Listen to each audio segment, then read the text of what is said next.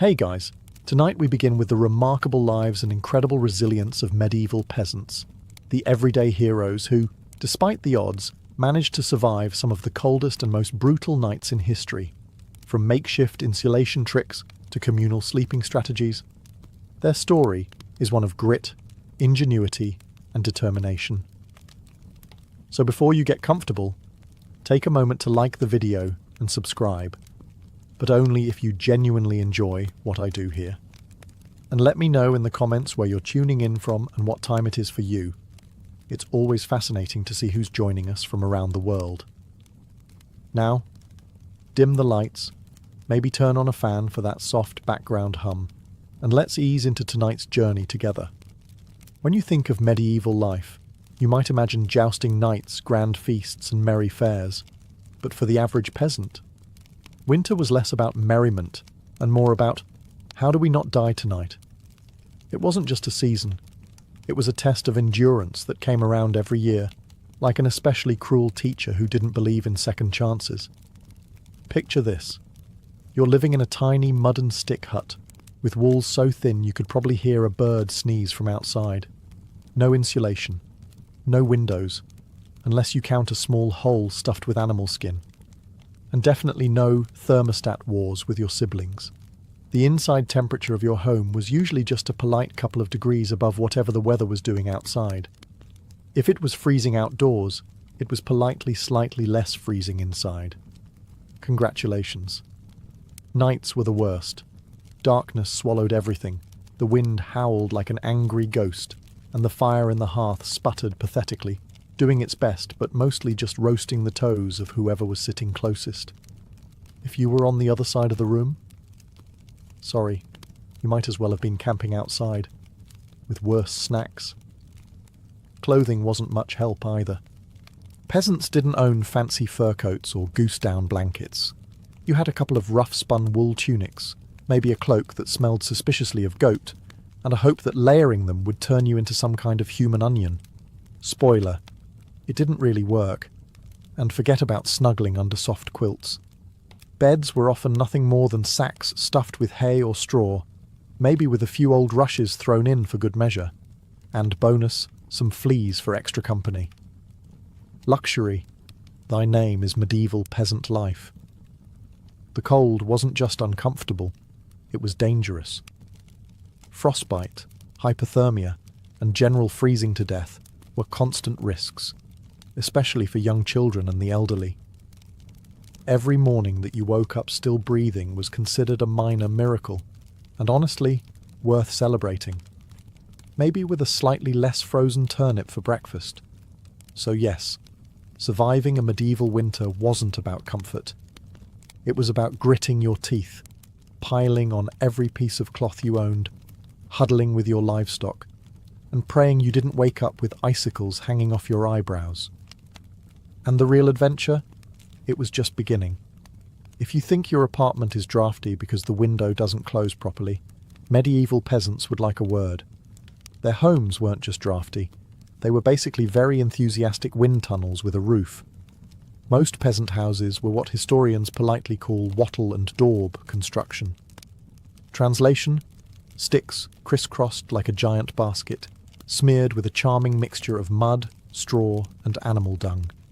Yes, dung. They weren't trying to be gross. Dung was a cheap, sticky insulator.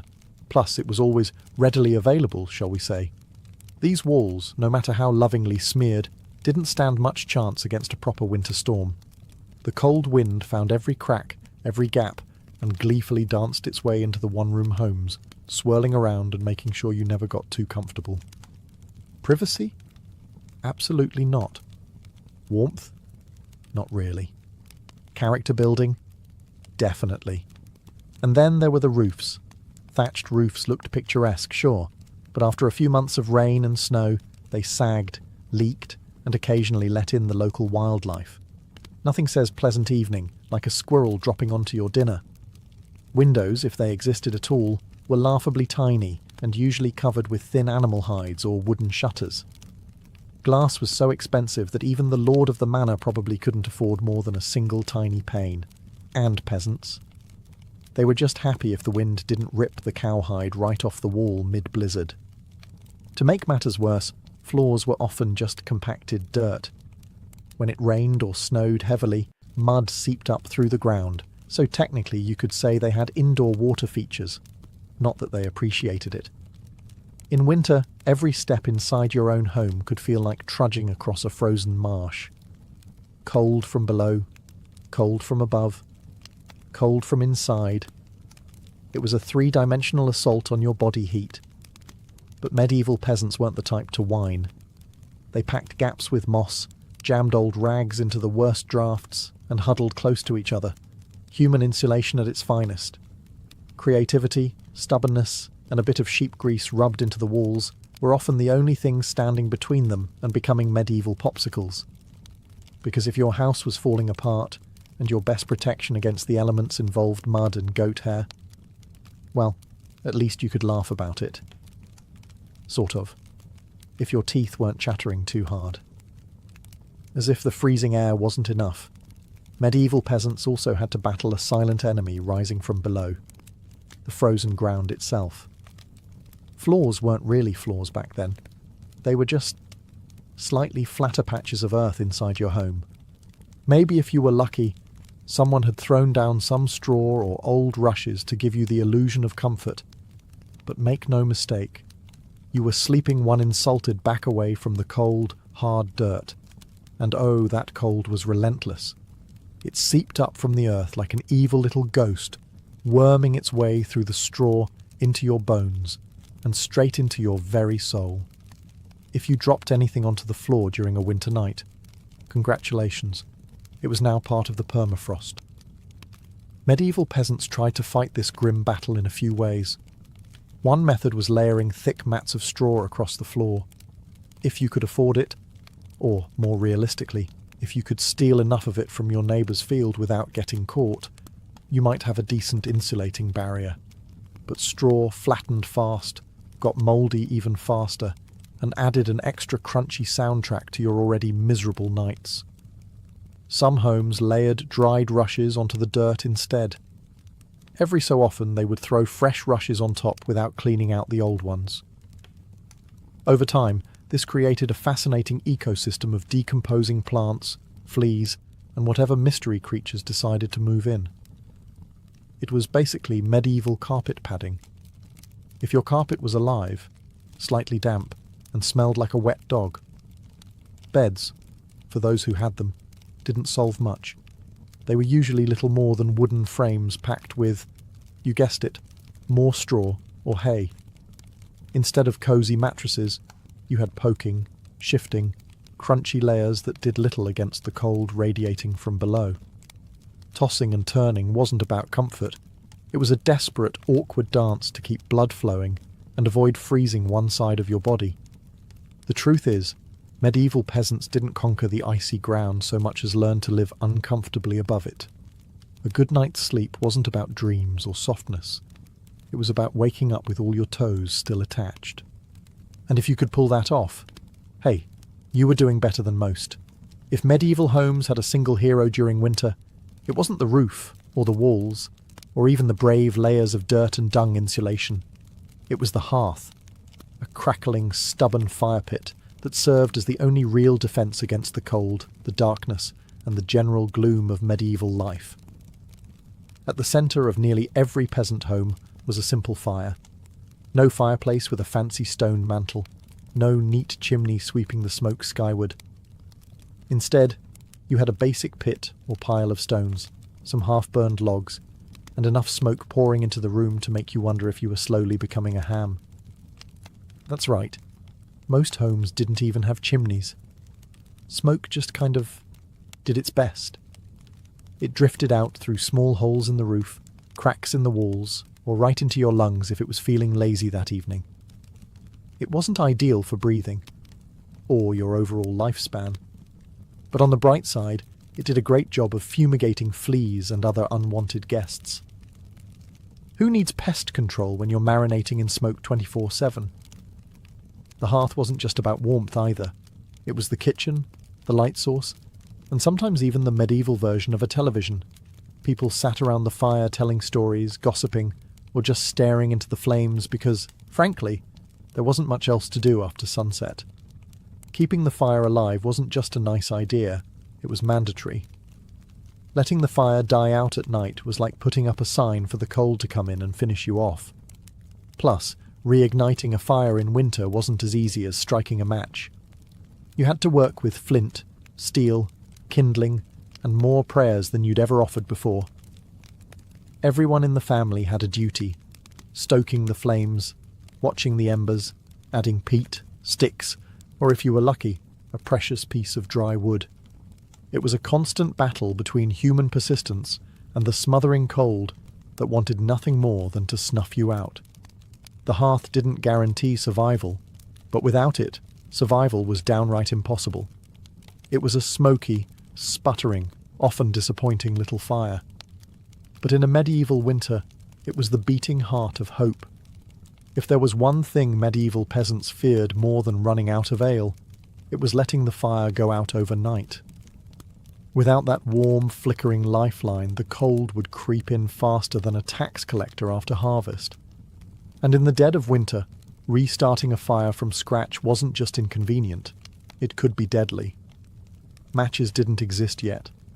Lighters? Dream on. Rekindling a fire meant striking flint and steel together, praying for a single precious spark, and then coddling that spark with tender love and whatever dry kindling you hadn't already burned days ago. Imagine trying to do all this in the freezing dark, half asleep with frozen fingers. Now add a hungry wolf howling in the distance for extra motivation. So peasants got smart. They banked the fire. No, not in a cozy savings account. Banking meant carefully burying the embers under a mound of ash right before bed. The ash acted like a blanket, insulating the glowing coals and keeping them alive, just barely, until morning. If you did it right, you could stroll over at sunrise, poke the pile a little, add fresh wood, and, voila, fire without the frostbite. But if you did it wrong? Well, let's just say mornings got a whole lot colder and a whole lot grumpier. Fire banking was an art, passed down from parent to child like a prized family recipe. Everyone had their own little secrets. Some said use dry ash only, others insisted a bit of dampness was key. Some packed the embers tight, others let them breathe.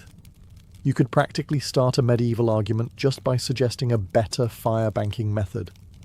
It was the ancient version of arguing over barbecue techniques, just with slightly higher survival stakes. Sometimes banking the fire wasn't enough. A howling wind might sneak through a crack and snuff it out anyway, or a clumsy sheep might stumble into the hearth. Yes, it happened. That's why some families took turns getting up in the night to check the coals, basically the medieval equivalent of sleepwalking to the thermostat. In the end, fire banking was less about mastering nature and more about buying just a few more precious hours of warmth. And if you woke up to even a single surviving ember, that was your victory, right there, and enough to face another day of battling the cold. In medieval times, the phrase, "the more, the merrier," wasn't just about parties. It was a winter survival tactic. When the fire sputtered and the freezing winds whistled through every crack, there was one surefire source of warmth, each other. And if that meant sleeping cheek to cheek with your entire family, neighbours, livestock, and possibly a very confused goose, so be it. Forget about personal space. Privacy wasn't even a concept.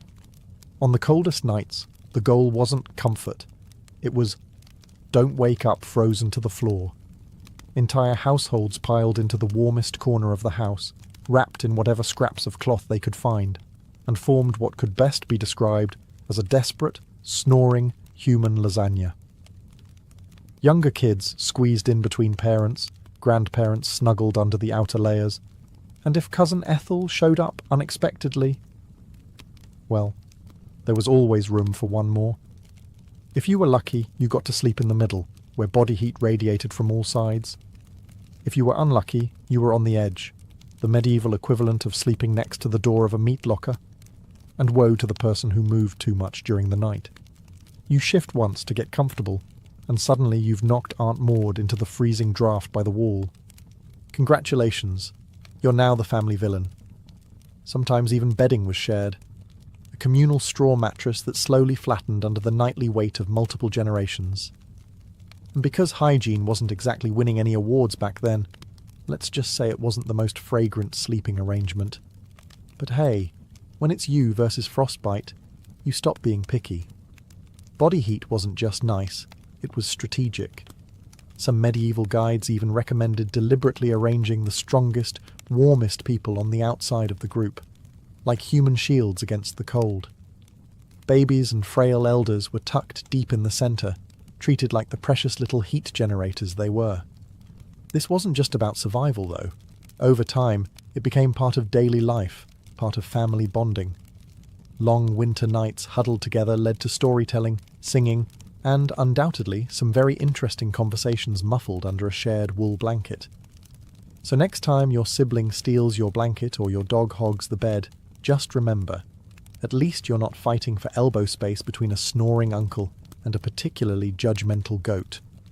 If you thought modern roommates were a challenge, medieval peasants would like to introduce you to their winter housemates: cows, goats, pigs, chickens, basically anything with a pulse and a little bit of body heat.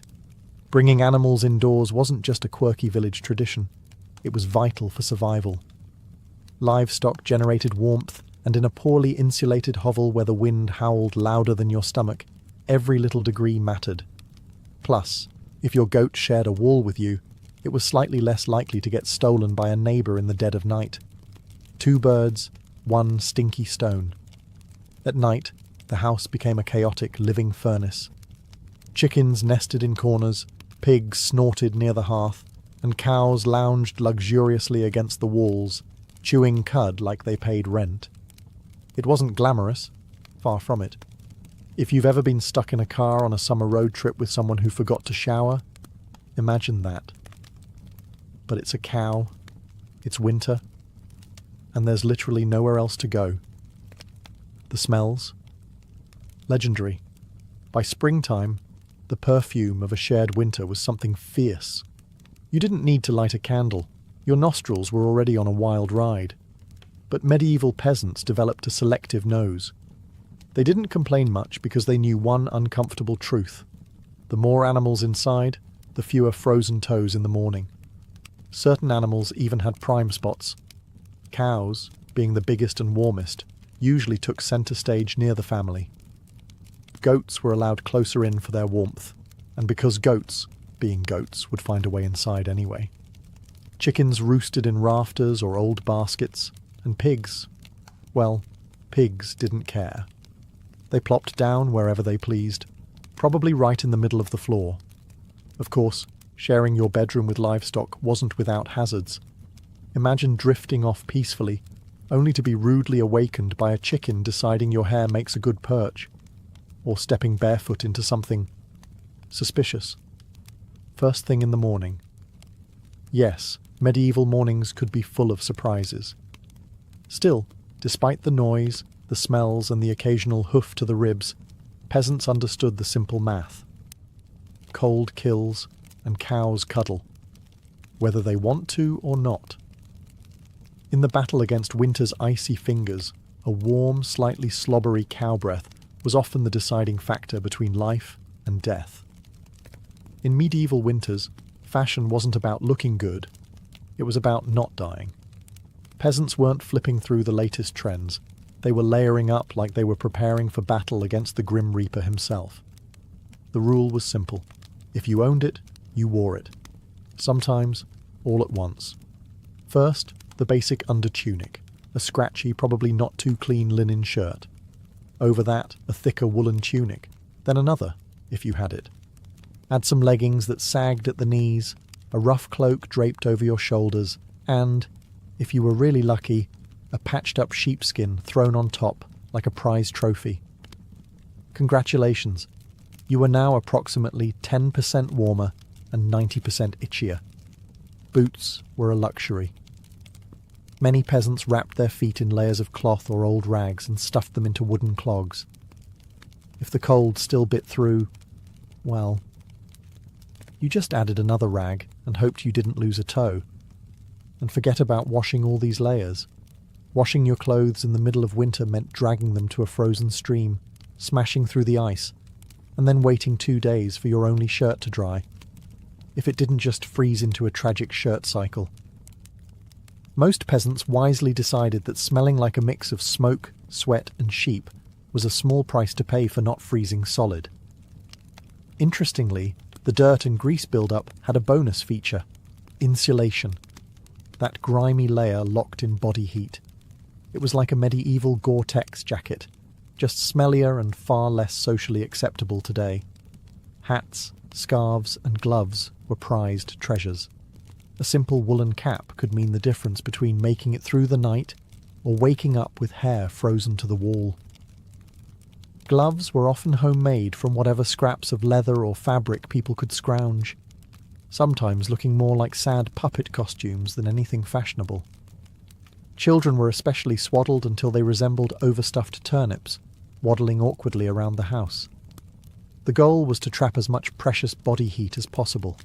Style? Elegance? Never heard of them. Warmth was the real medieval flex. So, the next time you complain about layering up for a chilly day, just remember, medieval peasants walked around wearing half their wardrobe at once, looking like lumpy laundry bags, and counting themselves lucky for it. In the medieval peasant playbook, dirt wasn't just something you scrubbed off. It was practically a survival tool. As it turns out, getting grimy wasn't a sign you'd given up on life. It was tactical, strategic, dare we say, genius. See, winter posed a very specific problem: heat loss. Clean clothes, especially freshly laundered linen, were surprisingly terrible at keeping you warm. They were breathable, sure, but when the air temperature hovered somewhere between hypothermia and instant regret, breathable wasn't exactly a selling point. That's where dirt came in. As peasants trudged through day after day without washing their clothing, layers of grime, natural body oils, and good old-fashioned mud began to build up on their tunics, cloaks, and leggings. Over time, this natural armour clogged the tiny gaps in the fabric, making clothes more wind-resistant. It was like medieval weatherproofing, just smellier. Sure, you smelled like a goat who lost a bet, but guess what? You were warm. In fact, some medieval folks believed that washing yourself too often in winter could actually make you sick. Better to keep that protective, holy filth barrier intact. Bathing was rare, laundry even rarer, and soap, when it existed, was reserved for serious occasions, like when the bishop showed up, or maybe right before you died. Adding to the strategy, peasants layered their clothes without changing the ones underneath. You just threw your new layer on top of last month's. Eventually, you became a walking museum of the past 6 weeks. Every stain telling the heroic story of that one time I slipped in the mud but didn't die. To outside observers, medieval peasants might have looked and smelled like they had completely given up on hygiene. But the peasants knew better. That grimy, crusty tunic was a thermal shield against death by frostbite. It wasn't glamorous, but neither was freezing to death because you wanted to smell like flowers. Besides, in a world where literally everyone stank to high heaven, you weren't offending anyone. Nose blindness was practically a way of life. So yes, in medieval winters, filth wasn't failure. It was fashion. It was function. And if you had a thick, greasy outer layer by February, you, my friend, were winning at life. If you thought medieval peasants spent their winters tucked into plush feather beds with embroidered quilts, think again. The reality was a bit more rustic. And by rustic, I mean, let's sleep on a pile of dead plants and hope for the best. Beds, in the medieval peasant world, were usually a rough wooden frame, if you could afford one, covered with a big sack stuffed full of straw, hay, or old rushes. That's it. No memory foam, no orthopedic support, no 5-star hotel experience. Just a crunchy, lumpy, slightly pokey mess that smelled faintly of barnyard and regret. Every toss and turn in the night brought a delightful soundtrack of crinkling straw, and the occasional sharp jab from a rogue stalk. Some peasants even skipped the wooden frame altogether and just threw the straw straight onto the dirt floor, creating a luxurious, ground-level sleeping experience that modern influencers would probably rebrand as earth-connected slumber. The straw mattresses weren't just uncomfortable, they were temporary. Over time, the straw flattened, grew mouldy, attracted bugs, and generally turned into a biological hazard zone. Changing the straw was a big event, usually done a few times a year if you were diligent, or whenever your bed started actively moving without your permission. Rushes were a popular alternative. These long grasses were spread thick on the floor, sometimes mixed with herbs like lavender or rosemary to mask the overwhelming odour livestock aroma of daily life. Fresh rushes smelled lovely, for about a day. After that, they became part of the muddy, trampled landscape inside the house, blending seamlessly with dirt, food scraps, and whatever else wandered in. And let's not forget the bedfellows. Fleas, lice, and other charming critters loved straw bedding almost as much as the peasants did. If you woke up scratching more than you slept, congratulations. You were living the authentic medieval experience. Despite the hardships, these humble beds were lifesavers. Piles of straw provided a crucial insulating layer against the frozen earth, and clumping together atop them created pockets of shared body heat, medieval central heating at its finest.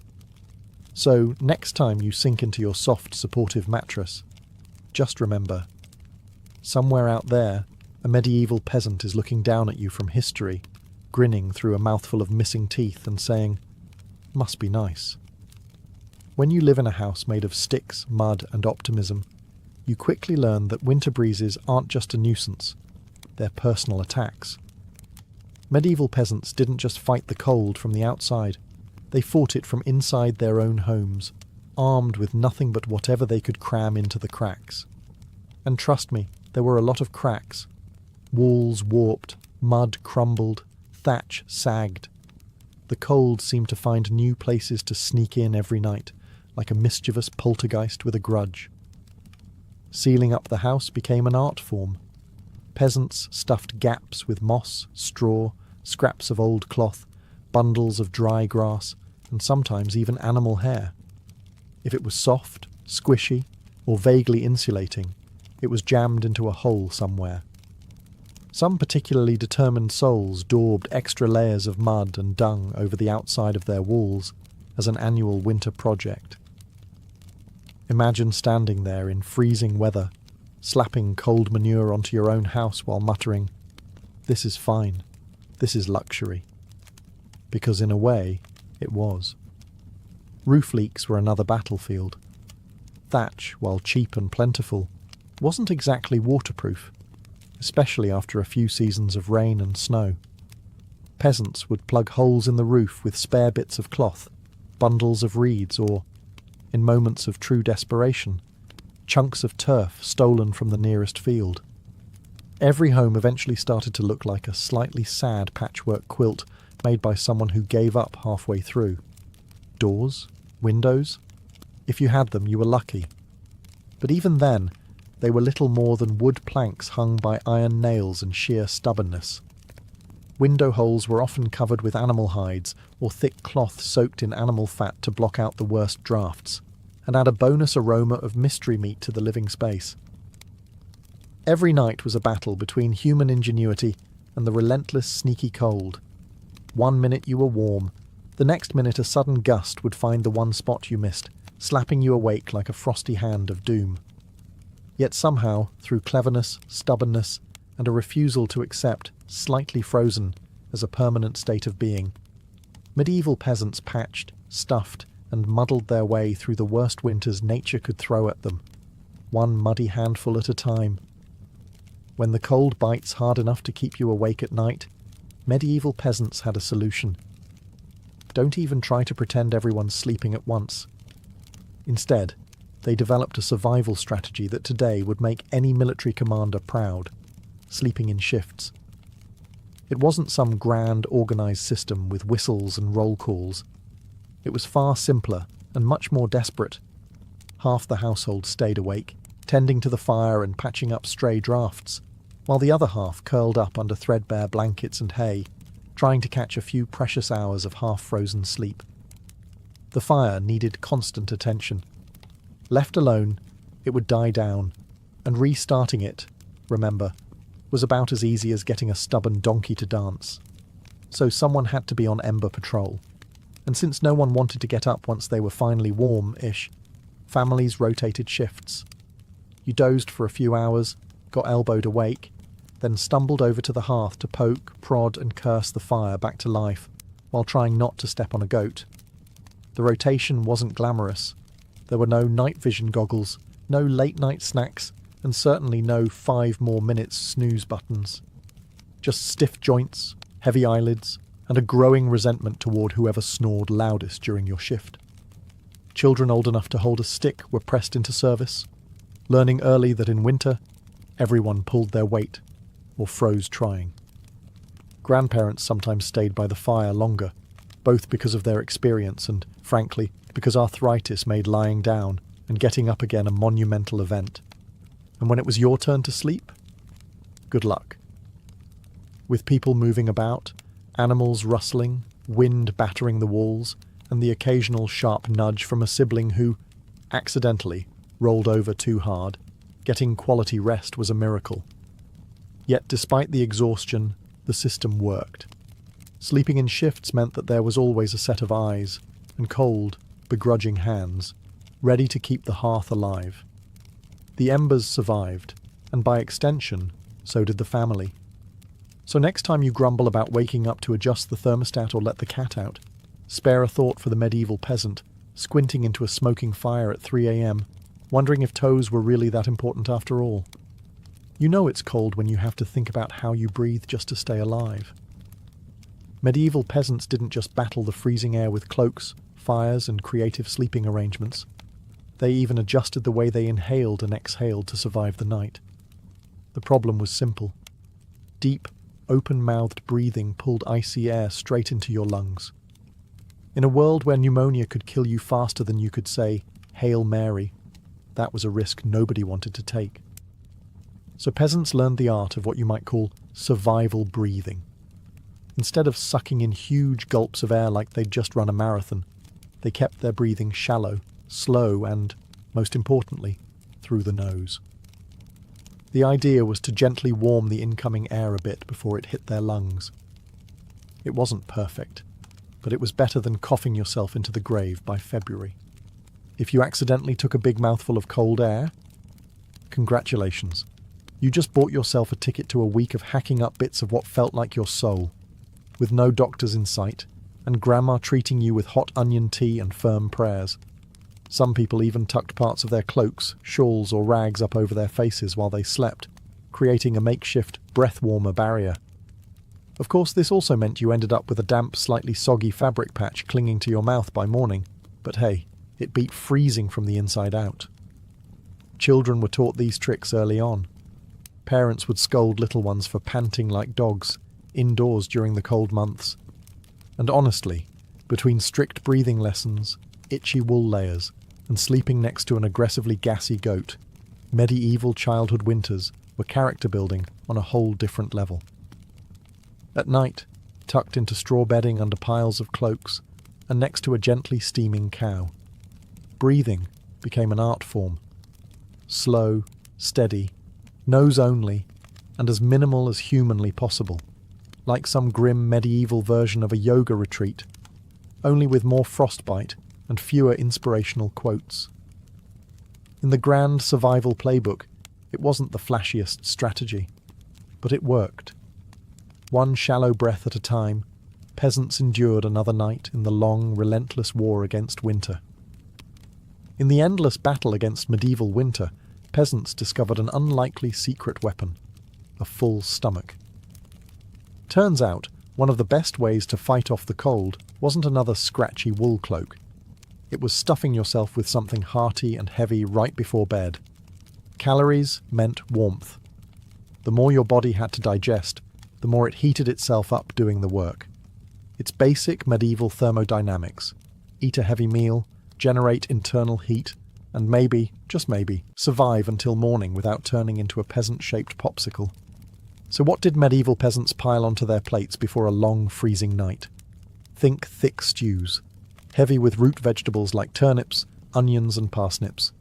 Grains were lifesavers too. Oat porridge, barley gruel, or dense, chewy rye bread. If you were especially lucky, say, after a festival day or a generous slaughter, you might even get a hunk of salted pork or a slice of dried sausage thrown into the pot. This wasn't comfort food in the Instagram sense.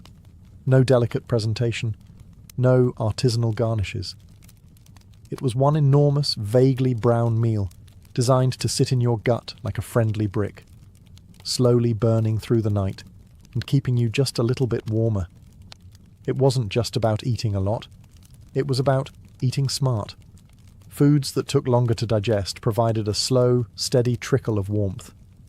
Fatty foods were particularly prized, not just for the energy they provided, but because fat burns slower than lean meat. A belly full of stew, bread, and a questionable amount of lard. Peak medieval winter luxury. Parents made sure even the pickiest children ate heartily. Nobody cared if little Thomas didn't like turnips. You ate the turnips, or you shivered through the night thinking about how much you missed the turnips. Harsh but effective parenting. Medieval style. Of course, heavy nighttime eating came with its own hazards. You might be warmer, but you were also risking a night of vivid, bizarre dreams, fueled by a stomach trying desperately to process an entire field's worth of cabbages. Was it worth it? Absolutely. Because in the end, peasants weren't aiming for a Michelin star meal. They were aiming to survive. And if that meant going to bed full, bloated and breathing gently through your nose next to a steaming cow, well, that was just another night in the ongoing quest to see another frosty sunrise. Long before electric blankets and fancy heated mattress pads, medieval peasants had to get creative if they wanted a little extra warmth at bedtime. And that's how the humble haybox and the ever-glamorous heated stone became winter's unsung heroes. Let's start with the haybox. It sounds rustic, and it absolutely was, but the idea was pure genius. Peasants would take a sturdy wooden box, line it thickly with hay, and use it to store food that had been cooked earlier, keeping it warm for hours. Leftover stew, hot porridge, toss it into the haybox, cover it up, and it stayed hot enough for a late-night snack without needing to risk reigniting the fire.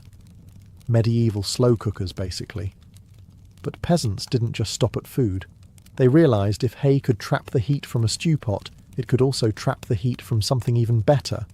Rocks. Enter the era of the heated stone. Before heading to bed, someone, probably whichever unlucky child lost the family argument, would grab a flat stone and chuck it into the heart of the hearth fire. After roasting it until it was nearly too hot to touch, a fine line between helpful and third-degree burn, they'd fish it out using a stick or some old tongs. The stone, still radiating blissful warmth, would be carefully wrapped in rags, tucked into an old piece of cloth, or jammed into a clay pot, then slipped under the hay in the mattress or down at the foot of the bed. A medieval heating pad, ready to do battle against the frozen earth. Of course, there were risks. If you didn't wrap the stone properly, congratulations. You now had a small, localized house fire.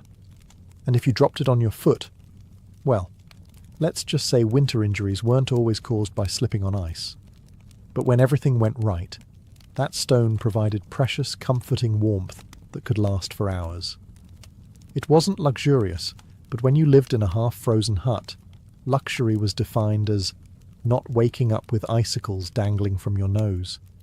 In the grand arsenal of medieval winter survival, a hot rock tucked into some hay might not sound glamorous, but for peasants clinging to whatever heat they could find, it was a tiny miracle. In a medieval peasant's home, the hearth wasn't just where you cooked dinner. It was practically a family member. A temperamental, smoky, sometimes uncooperative family member, sure, but still absolutely essential to survival, especially when it came time to sleep. The closer you were to the fire, the better your odds of waking up unfrozen.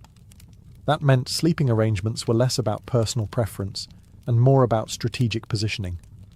Infants, the elderly, and anyone sick or frail got first dibs on prime hearth real estate. Parents, older kids, and sturdier adults fanned out from there like human insulation layers. Being assigned a spot close to the fire wasn't just kindness, it was basic survival math. Babies were fragile heat generators, and elders were precious repositories of family knowledge, and, let's be honest, the best gossip. Protecting them with prime warmth was non-negotiable. But it wasn't all cosy toasting by the flames. Too close, and you risked waking up with your hair singed or your cloak smouldering suspiciously. Too far, and you were basically camping in an icebox. It was a delicate dance. Stay near enough to bask in the fire's glow, but not so near that you had to explain to your neighbour why you now looked like a half-cooked roast. The fire also didn't spread warmth evenly. It mostly roasted the people directly in front of it, while everyone else fought over the narrow cone of heat like cold lizards jostling for a sunbeam. If you were lucky enough to fall asleep facing the fire, you might have one blissfully warm side, and one side frozen so solid you could probably knock on it. Pets and livestock, of course, muscled in too. A dog might wedge itself between you and the fire, tail wagging dangerously close to open flame. Chickens sometimes perched perilously on hearthstones, clucking softly into the night like tiny feathery guardians of warmth. Every crackle of the logs, every shift of glowing embers was a tiny promise. You're still alive, you're still warm, for now. And so peasants drifted into uneasy sleep, lulled by the fire's pops and hisses, each breath forming small clouds in the frigid air beyond the fire's fragile circle. It wasn't perfect, it wasn't comfortable, but it was life, clinging to warmth by a thread of glowing coals.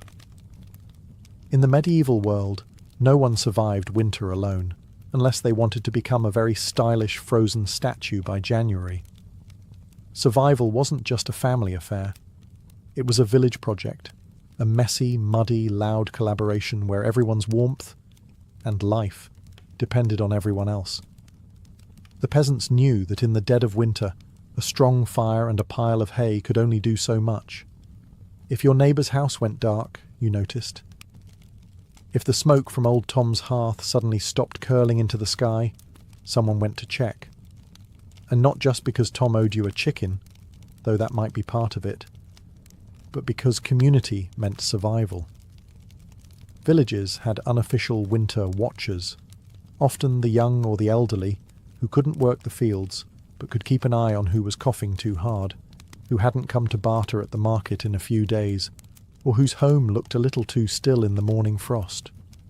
These people were the medieval version of neighbourhood patrol, minus the reflective vests, plus a lot more sheep. If a family's fire went out, it was a near emergency. A good neighbour would rush over with a glowing coal bundled in rags, or better yet, invite them into their own smoky, overcrowded hut for the night. Yes, it meant squeezing an extra 4 bodies into an already cramped space, but it was better than finding frozen friends come spring thaw. Communal food stores played a role too. During especially brutal winters, villages sometimes pooled their last salted meat, grain, and dried vegetables. It was grim charity. No one had much, but a few communal meals could be the difference between staggering into spring or not. Even children understood the stakes. They helped deliver wood, shared embers, and ran urgent messages when someone needed help. No one was too small or too tired when winter came knocking. Sure, medieval villages weren't all sunshine and hugs. Feuds happened. Disputes over land, goats, or who borrowed whose good cooking pot never really went away. But when the nights grew deadly cold, old grudges were often quietly shelved.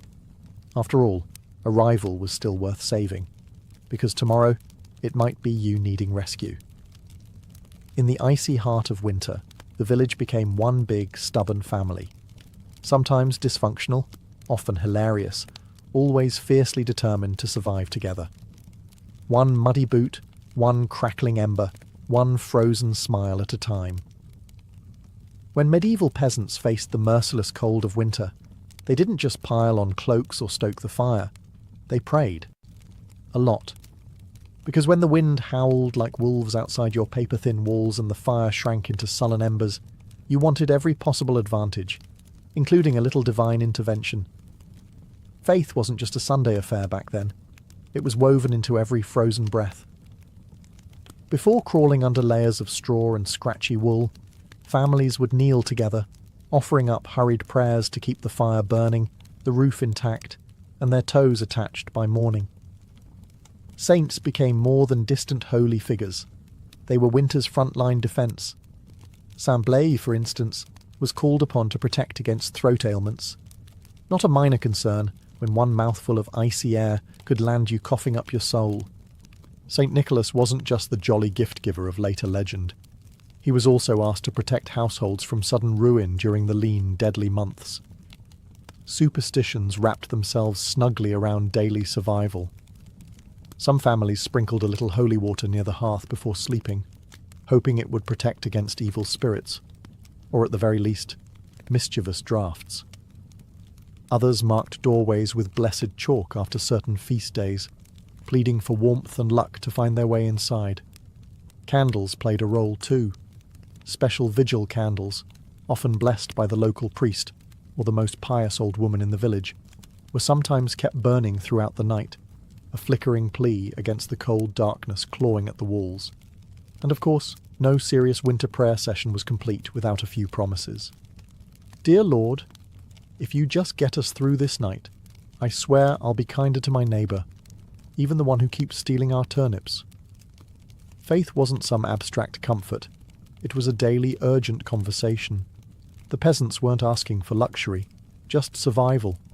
A little heat, a little food, and one more day to muddle through until spring broke the frozen grip on their tiny villages.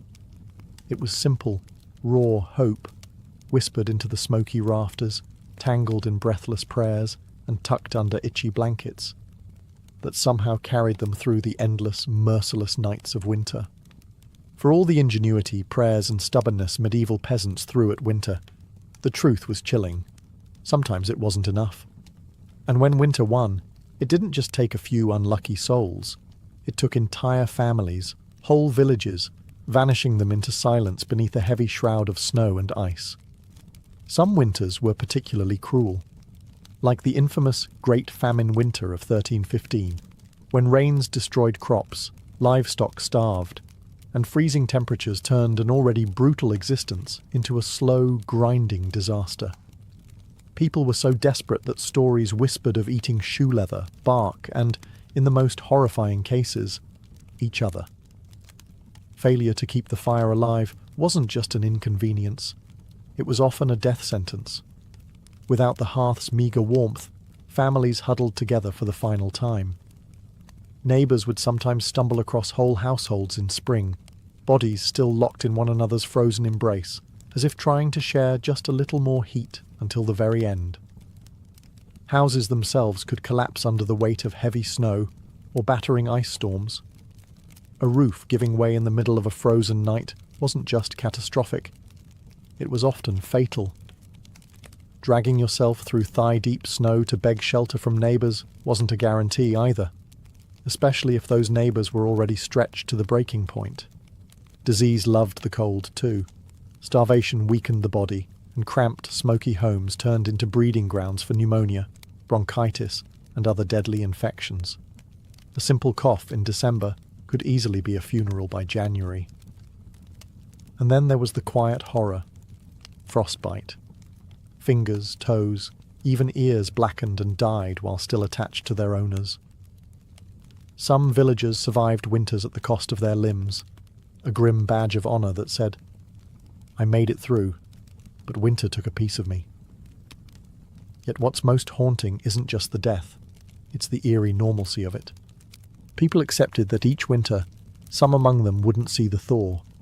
Death wasn't unexpected. It was just another neighbour at the door, wrapped in frost, waiting its turn. Even amid the bitter cold and constant threat, medieval peasants pressed on, stubborn, grieving, clinging to life.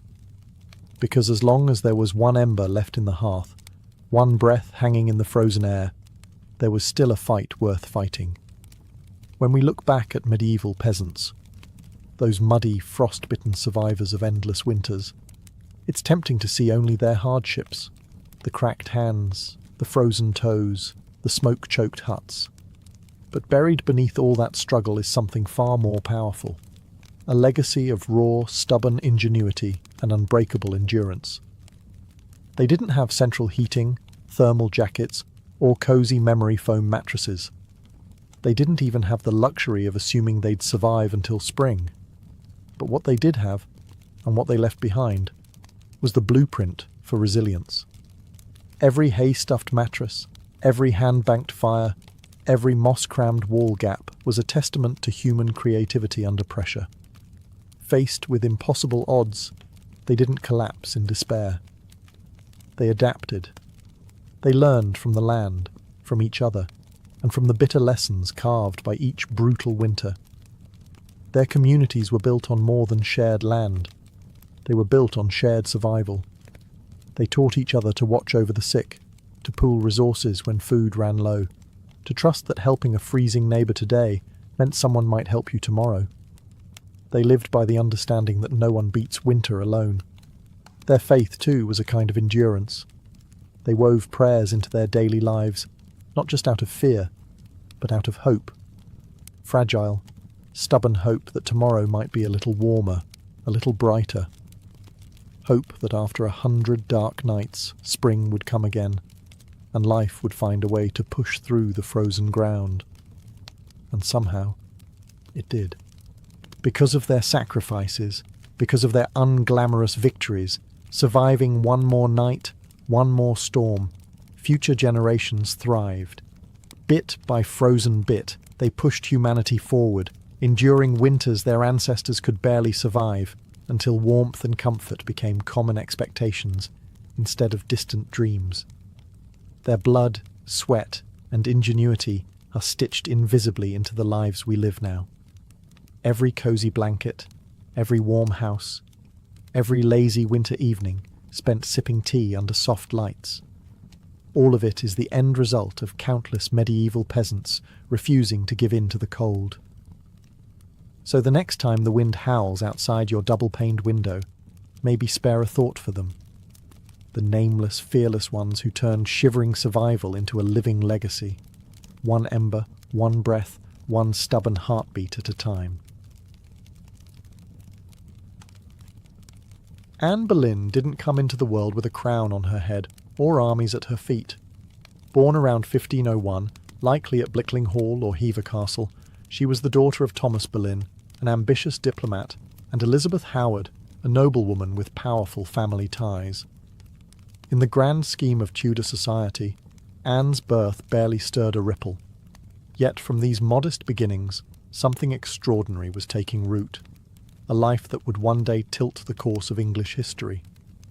From an early age, Anne was set apart not by her wealth, but by her mind. She was clever, spirited, and, by all accounts, magnetic. Recognizing her potential, her family sent her abroad to the continent, where her education truly began. First, she served Margaret of Austria in the glittering court of the Netherlands, an experience few English girls could dream of. There, Anne absorbed the art of diplomacy, refined manners, and the subtle dance of European politics. But it was in France that Anne's brilliance was truly polished. She spent years in the sophisticated courts of Queen Claude and Queen Marguerite of Navarre, learning the language of influence, elegance, flirtation, wit. While other young women perfected their embroidery, Anne mastered conversation, intrigue, and the art of commanding attention without ever seeming to seek it. By the time she returned to England in the early 1520s, Anne was something rare. A woman who could rival the sophistication of continental courtiers while carrying the ambition of a rising English house. She wasn't a classic beauty. Even her admirers admitted as much. But she was arresting. Dark eyes that sparked with intelligence, a quick, musical voice, a way of moving that suggested purpose just barely concealed beneath layers of courtly grace. Anne didn't just enter rooms, she changed their gravity. At a time when a woman's fate was often sealed by birth and marriage, Anne refused to drift quietly into obscurity. She had seen the power that charm and intellect could wield in foreign courts, and she intended to use that knowledge at home. Anne Boleyn was still a young woman then, clever, ambitious, untested. But history was already beginning to stir around her. The girl who returned to England was no longer just Thomas Boleyn's daughter. She was a player in a larger game, one that would soon engulf the crown itself. When Anne Boleyn returned to the English court, she was unlike anyone the nobility had ever seen. In a world full of pale-faced, modest English roses, Anne was a thunderstorm, electric, unpredictable, impossible to ignore. Her dark hair, bold eyes, and quick, sharp wit set her apart from the gentle, obedient ladies who filled the court of King Henry VIII. At first, she played the role expected of her, a maid of honour to Queen Catherine of Aragon. But even in the Queen's shadow, Anne's presence flickered like a candle too bright to snuff out. She danced gracefully, spoke French with the ease of a native, and laughed with a confidence few women dared display. Men noticed. Women gossiped. The court buzzed quietly about the striking Boleyn girl. It wasn't long before she caught the most dangerous attention of all, the king himself. Henry VIII was no stranger to flirtation. His court was a playground of whispered promises and secret liaisons. But Anne was different. She didn't swoon at his compliments or fall eagerly into his arms like so many others had. She teased. She challenged. She refused. Henry, a man used to instant adoration, was captivated. The more Anne held him at arm's length, the deeper he fell. Letters passed between them, filled with declarations of love, frustration, longing. Henry offered her the role of royal mistress, the most powerful unofficial position at court. Anne, astonishingly, said no. She would not be just another conquest, a forgotten mistress lost to time. If Henry wanted her, he would have to make her his wife. It was a gamble so audacious that it stunned the court. After all, the king was already married. His queen, Catherine, was beloved by the people and fiercely protected by her nephew, the Holy Roman Emperor. The church itself would have to be defied for Henry to claim Anne. But Anne didn't flinch. She had lived in the courts of Europe, where queens wielded soft power from behind lace fans and painted smiles. She knew ambition was a dangerous game, but it was a game she intended to win. Standing in the candlelit halls of the English court, Anne Boleyn made her choice, not to be merely admired, but to change her destiny, and England's, forever. What began as an intense flirtation between King Henry VIII and Anne Boleyn soon spiraled into a national crisis. Henry wasn't merely besotted, he was obsessed. And in his obsession, he was willing to tear apart everything England had known for centuries. The king's desire to marry Anne hit a small snag, namely, he was already married to Queen Catherine of Aragon. Catherine, dignified and resilient, refused to quietly step aside. She had been Henry's faithful wife for 2 decades, and in the eyes of God and the English people, she was the rightful queen. Divorce wasn't just scandalous, it was almost unthinkable. But Henry was determined. He convinced himself, and tried to convince everyone else, that his marriage to Catherine was cursed because she had once been married to his brother, Arthur. Never mind that the Pope had granted special permission for their union years ago. Henry now insisted that his soul was damned unless he annulled the marriage. Anne, for her part, knew better than to appear too eager. She kept herself just out of reach, alternately encouraging Henry's hopes and maintaining her distance. Every glance, every word was measured. She wasn't merely aiming for marriage. She was positioning herself to become Queen of England. The court erupted into whispers and factions. Some noble families eagerly courted Anne's favour, seeing the winds of power shifting. Others clung fiercely to Queen Catherine, horrified at the idea of Anne replacing her. Diplomats wrote desperate letters back to Rome. Foreign monarchs threatened retaliation. Henry's own advisers shifted uneasily, sensing the ground trembling beneath their feet. As months turned into years, Henry's frustration grew.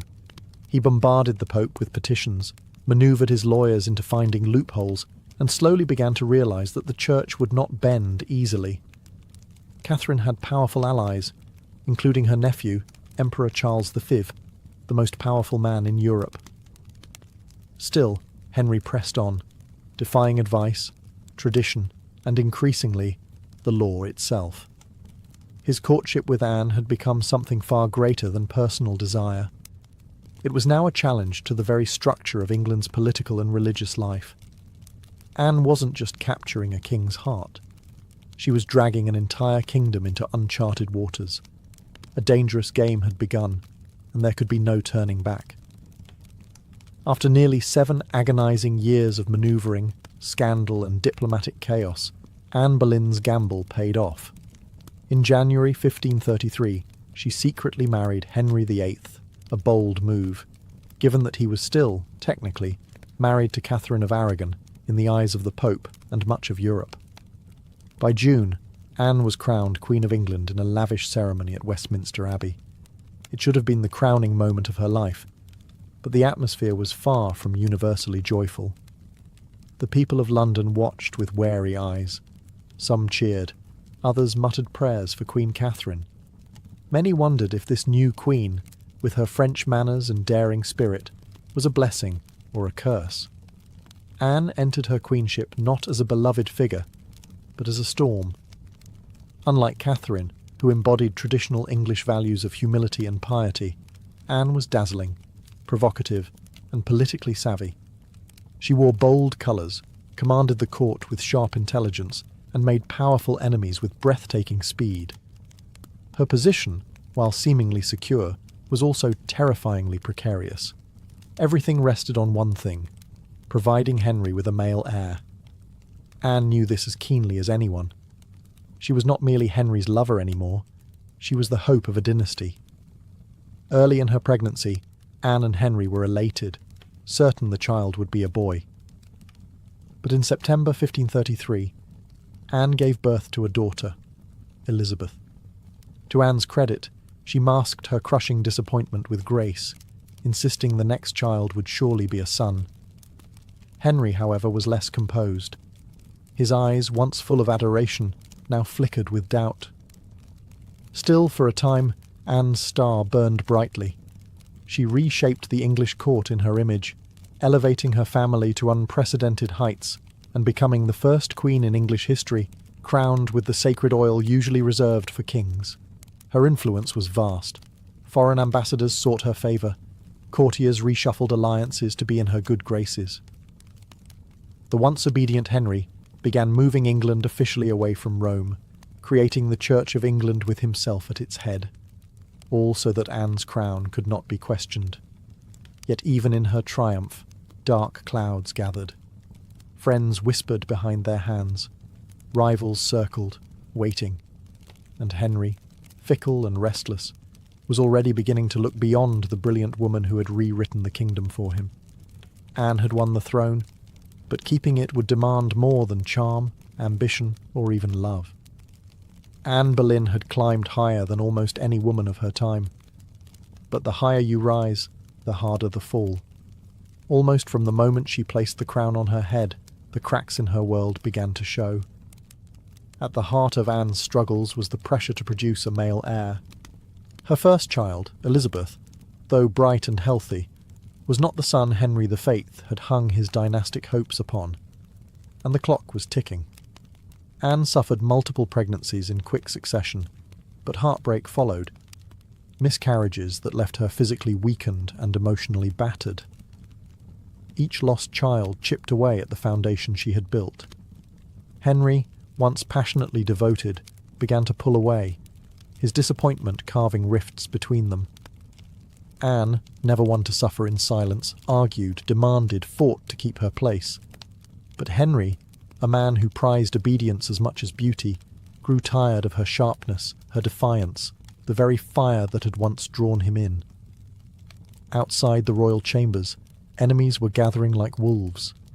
Many nobles who had tolerated Anne's rise with gritted teeth now openly schemed for her downfall.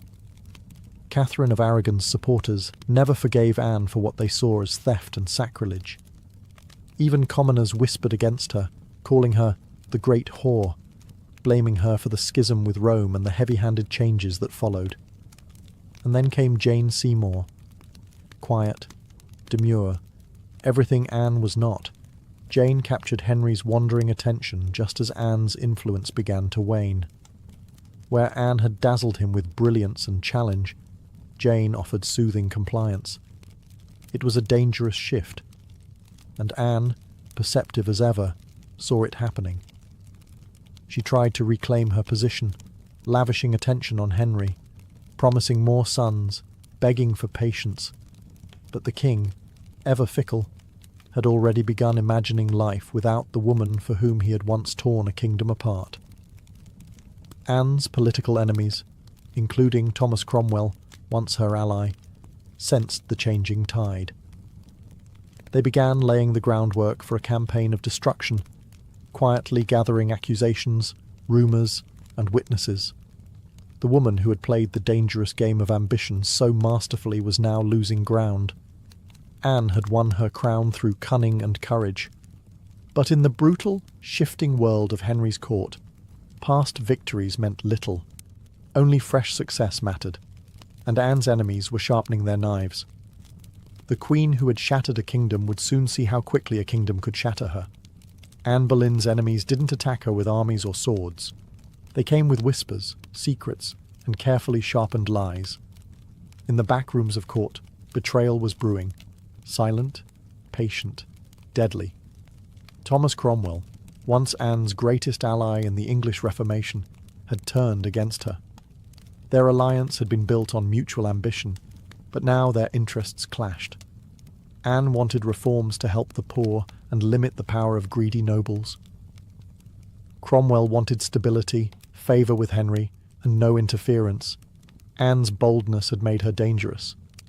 And in Henry's fickle heart, love had curdled into irritation, suspicion, and cold detachment.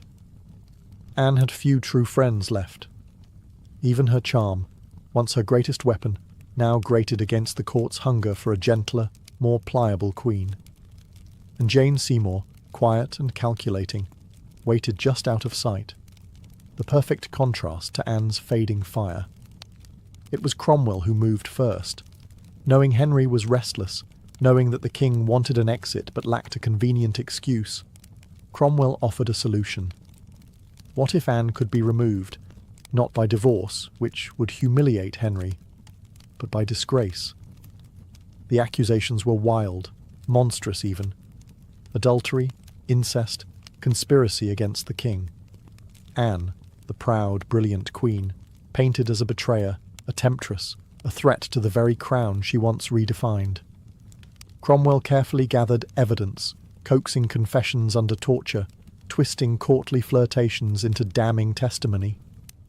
Several men, including Anne's own brother, George Boleyn, were arrested. The charges made little sense. They were riddled with contradictions and impossibilities. But in Henry's court, truth was whatever the king needed it to be. Anne, sensing the tightening noose, fought desperately. She appealed to Henry's memory, to the love they had once shared. But it was no use. The man who had once torn England apart for her now refused to meet her eyes. In May 1536, Anne was arrested and taken to the Tower of London. As the great gates slammed shut behind her, she knew the truth. She was no longer a queen. She was a prisoner, a pawn trapped in the brutal game she had once played so masterfully. Betrayal had sealed her fate. And now, alone in the tower, Anne Boleyn waited for the final move. Anne Boleyn stood in the great hall of the Tower of London, facing a tribunal of nobles, many of whom owed their very titles and fortunes to her rise. Now, they sat in judgment, cold and watchful, prepared to erase the woman who had once changed the destiny of England. The charges against her were shocking. Adultery with multiple men, including her own brother, George Boleyn. High treason. Conspiracy against the king. In another world, such accusations against a queen would have been unthinkable. But here, now, they were simply theatre. A grim performance designed to give Henry VIII exactly what he wanted. Anne's downfall wrapped in a thin veil of legality. Anne defended herself with the same fire that had once won Henry's heart. She denied every accusation with intelligence, precision, and an unwavering composure that astonished even her enemies. She reminded them that she had been crowned with sacred oil, chosen by God, and anointed as Queen of England. She reminded them of her loyalty, her sacrifices, her love. But it was all for nothing. The verdict had been decided long before Anne set foot in the courtroom. The trial was a spectacle for the court and for the people, a public unmaking of a once unbreakable woman. Witness after witness, many coerced or bribed, spoke damning words.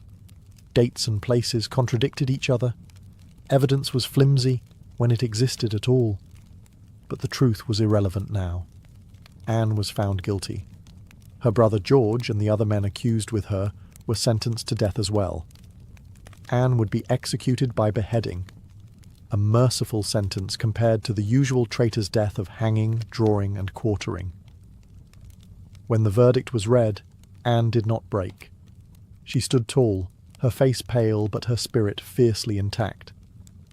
In those final moments before being led back to her cell, she spoke clearly, declaring that she was prepared to die, and prayed that God would have mercy on her soul.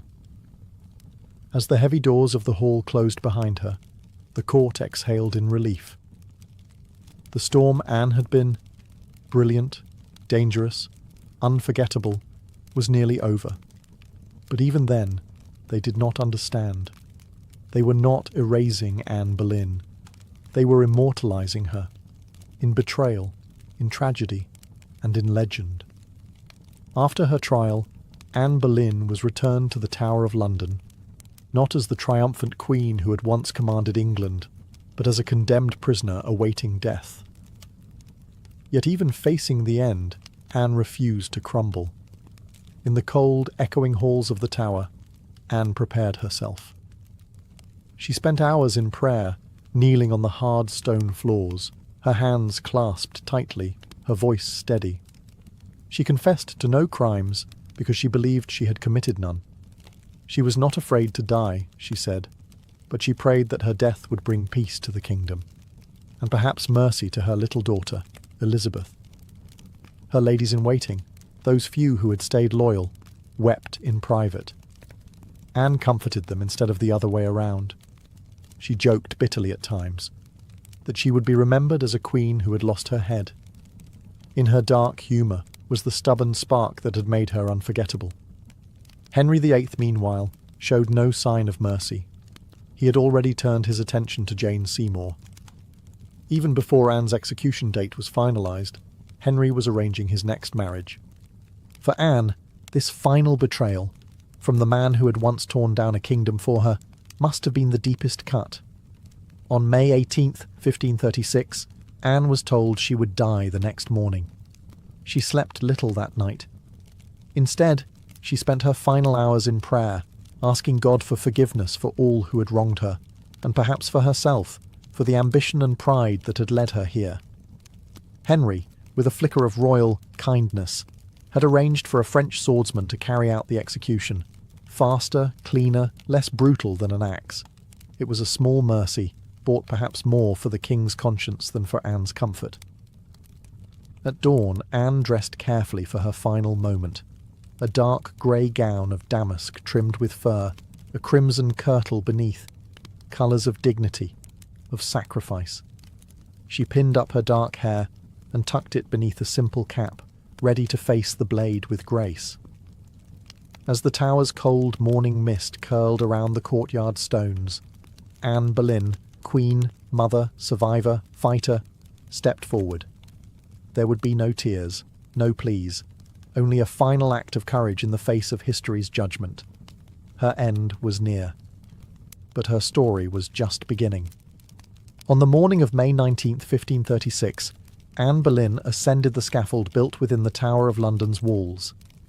A small crowd gathered, courtiers, guards, a few witnesses, all wrapped in silence, as if even the stone walls held their breath. Anne stood tall, her grey gown fluttering slightly in the cold morning breeze. She looked thinner than she had at court, her face pale but calm. There were no hysterics, no broken sobs. If anything, she faced death with the same fierce dignity that had once shaken a kingdom to its knees. She spoke briefly, carefully choosing her final words. She did not accuse.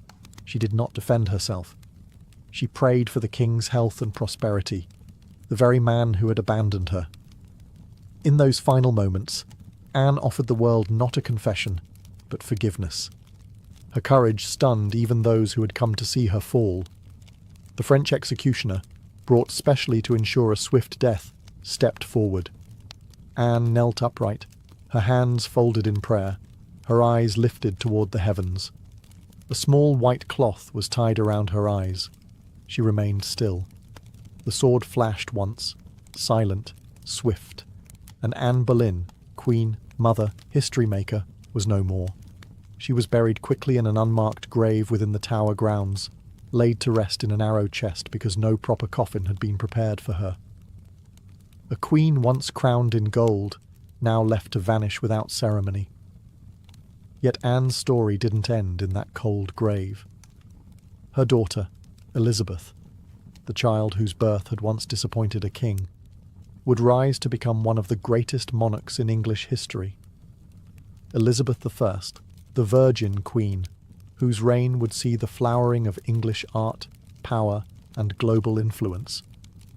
A queen who inherited her mother's fierce spirit, sharp mind, and unyielding resilience. Anne Boleyn changed the course of England forever. Her ambition helped trigger the break with Rome and the birth of the Church of England. Her fall showed the world that even queens could be cast aside. Yet through her blood, through Elizabeth, Anne's legacy blazed brighter than any crown she had worn in life. In the end, Anne Boleyn won a kind of immortality, not through her survival, but through her indelible impact on history. By the early 1770s, the American colonies simmered like a pot left too long over a roaring fire. The relationship with Britain, once seen as the proud mother country, had soured into resentment, suspicion, and growing fury. It hadn't started with tea. Years earlier, the Stamp Act had enraged colonists by placing taxes on everything from newspapers to playing cards. That was followed by the Townshend Acts, taxing essentials like paper, glass, and paint. Each new law, passed thousands of miles away by a parliament in which the colonists had no representation, was like another spark landing in dry brush. At first, the anger showed itself in polite petitions and fiery pamphlets. Colonial assemblies drafted formal protests. Merchants organised boycotts. Writers like Samuel Adams and John Dickinson filled newspapers with passionate arguments about liberty and rights. But as time wore on, frustration deepened into something darker. A slow realization that Britain wasn't listening. Worse, Britain didn't care. Many colonists clung to the hope that if they just made enough noise, if they just reasoned hard enough, Parliament would repeal the taxes. And sometimes they did. The Stamp Act was famously repealed after loud colonial protest. But every small victory was followed by new legislation, new taxes, new insults. It wasn't about the money. It never really was. The taxes themselves were modest by British standards. What infuriated the colonists was the principle. They were being taxed without consent, treated as subjects rather than citizens, ruled like distant possessions rather than partners. Boston, more than any other city, became the beating heart of resistance. The Sons of Liberty, a secretive, fiery group of patriots, grew louder and bolder. In 1770, tensions exploded into violence when British soldiers fired on unarmed civilians in what became known as the Boston Massacre. Blood had already stained the cobblestones. Trust was a thing of the past. By 1773, the colonies were teetering on the edge. A final insult would tip them into open defiance. And it came, not in the form of soldiers or new laws or armies, but in the quiet, seemingly harmless shape of crates stacked with tea. The colonists didn't know it yet, but the night that tea floated in the cold waters of Boston Harbor, the world would change forever. In 1773, Parliament made a critical miscalculation. Believing the American colonies would quietly accept cheaper tea, they passed the Tea Act, a law that was supposed to save the struggling British East India Company and, incidentally, reassert Britain's right to tax the colonies. On paper, it looked like a good deal. The Tea Act allowed the company to sell tea directly to the colonies, cutting out the middlemen, slashing prices, and offering a luxury product at a bargain. A few pennies cheaper. What could possibly go wrong? Everything. Because the problem wasn't the price of tea, it was the principle behind it. The Tea Act left the hated tax on tea firmly in place. Accepting the tea, even at a discount, would mean acknowledging Parliament's right to tax the colonies without their consent. To many Americans, that was unthinkable, a surrender of the liberties they had fought to protect for more than a decade. The news of the Tea Act spread like wildfire through the colonies. Merchants fumed. They saw their livelihoods threatened by a monopoly that would crush local trade. Patriots raged at the hidden message. The Crown still believed it could do whatever it pleased. In Boston, the reaction was especially fierce. Already a city scarred by the Boston Massacre and years of economic hardship, Bostonians recognized the Tea Act for what it was, a trap disguised as a bargain. Refusing the tea became a matter of honor, a litmus test for loyalty to the cause of liberty. Public meetings swelled. Newspaper columns burned with fiery rhetoric. Groups like the Sons of Liberty, led by Samuel Adams and others, organized boycotts, vowing that no East India Company tea would be unloaded, sold, or drunk on American soil. All across the colonies, ships carrying the controversial tea were turned away by local resistance. In ports from New York to Charleston, the message was clear. We will not be bought.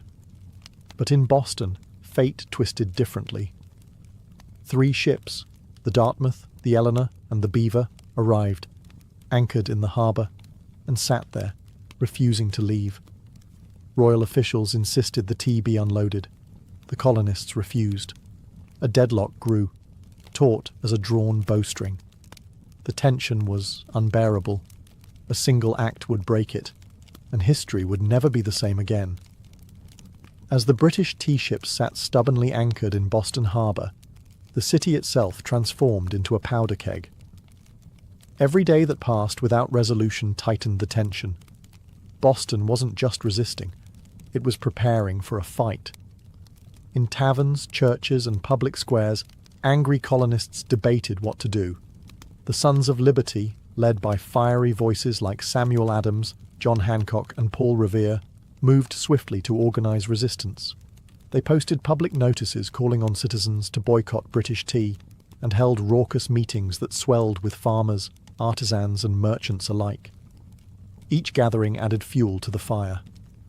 The Old South Meeting House became the nerve center of the resistance. Thousands crammed into the wooden hall, their breath fogging the air, their voices rising in defiance. Here, resolutions were passed, speeches were made, and tempers boiled. Each vote against the unloading of tea was another hammer blow against British authority. But while the people of Boston stood united, the clock was ticking. British law demanded that imported goods, like tea, be unloaded and the tax paid within 20 days. If the ships remained after the deadline, customs officials would seize the cargo and the tax would be collected by force. The Sons of Liberty understood that once the tax was paid, even under protest, the principle would be lost. It wasn't just about the tea anymore. It was about whether the colonies would accept being treated as subjects without rights, or whether they would stand and fight for their future. Meanwhile, the Royal Governor of Massachusetts, Thomas Hutchinson, dug in his heels. He refused to let the tea ships leave without unloading their cargo, demanding that the law be obeyed, colonial outrage be damned. To him, backing down meant admitting that mobs, not monarchs, ruled the colonies. Boston's standoff became a spectacle. Every man, woman, and child knew that something was coming. You could feel it in the air, that cold, sharp sense before a storm when the world holds its breath. All it would take was one spark to ignite an explosion. and somewhere among the crowded streets and crowded hearts of Boston, a decision was quietly taking shape, a plan that would echo across oceans and empires. December 16th, 1773, dawned grey and cold over Boston, a city balanced on the edge of history. For nearly 3 weeks, the tea ships had sat in the harbour like ticking bombs. Now, the final deadline had arrived. According to British law, the tea had to be unloaded and the tax paid within 20 days of a ship's arrival. If it wasn't, customs officials could seize the cargo, and British troops could be called in to enforce the law. Everyone knew it. Everyone knew what was at stake. If the tea came ashore, the principle was lost. If the colonists allowed it, even once, their cause, their claim to rights and liberty, would unravel. That morning, thousands of Bostonians and nearby colonists packed into the Old South Meeting House, the largest building in town. Some had walked miles through the icy countryside to be there. The meeting was so packed that men spilled out into the streets, straining to hear the fiery speeches echoing through the halls. Samuel Adams, the iron voice of rebellion, presided over the gathering. Speaker after speaker rose to denounce the Tea Act, to cry out against tyranny, to urge immediate action. But even among the defiants, uncertainty hung heavy. What could be done without sparking outright war? How could they stop the tea without opening the floodgates to brutal retaliation? As the afternoon wore on, riders galloped in with grim news. Governor Thomas Hutchinson remained unmoved. The ships would not be allowed to leave without unloading. The tea would be seized, the tax collected, the king's law enforced. The crowd buzzed with fury. The walls of the meeting house seemed to shudder with the force of it. Yet Samuel Adams stood calmly and spoke the words that signalled the end of debate. This meeting can do nothing more to save the country. A simple sentence. But everyone knew what it meant. There would be no more petitions, no more compromises. Action would be taken. Outside, a war whoop cut through the gathering gloom, the signal. Men disguised themselves quickly, smearing soot on their faces, donning blankets and feathers in crude imitation of Mohawk warriors. It wasn't about fooling anyone. It was about creating a symbol, a message no one could mistake. The deadline had passed. Boston would answer not with words, but with defiance.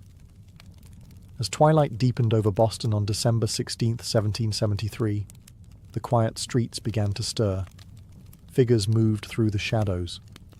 Ordinary men cloaked in rough blankets, their faces blackened with soot, some adorned with feathers. They weren't trying to fool anyone into believing they were real Mohawks.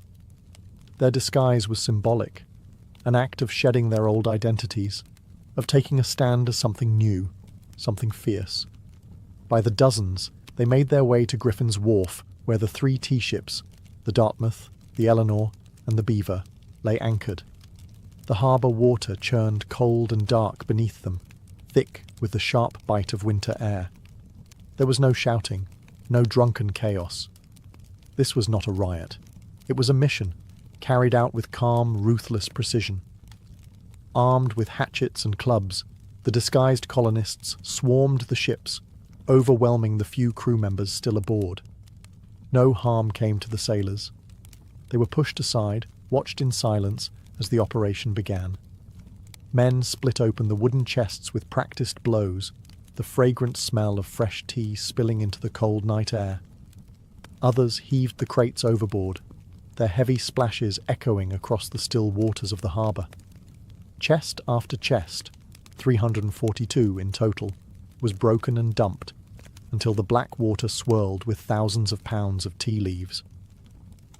Spectators watched from the wharf, silent, awed. British guards stationed nearby made no move to intervene. Whether from confusion, sympathy, or fear of escalating violence remains unclear. Some accounts suggest that even among British loyalists there was an understanding. Something had shifted, and there would be no stopping it tonight. The discipline was extraordinary. No cargo was stolen. No one raided the ships for valuables. Only the tea, the hated symbol of British oppression, was targeted. In a town where hunger and hardship were daily realities, the men could have easily turned the protest into an excuse for looting. They did not. When it was over, the harbour resembled a great, swirling cauldron, filled with torn chests and soaking tea leaves. The smell of the sea mixed with the sharp tang of smashed tea, filling the night air with a strange, bittersweet scent. The work was done. Silently, the men disappeared into the night, vanishing into the alleys and back streets of Boston. They left behind no names, no leaders, no claims to fame, only the unmistakable mark of revolution. As the last broken crates bobbed in the dark water, Boston stood still, almost holding its breath. The Boston Tea Party wasn't a riot, a brawl, or a drunken spectacle. It was something far rarer, an act of cold, deliberate defiance carried out under the cloak of night.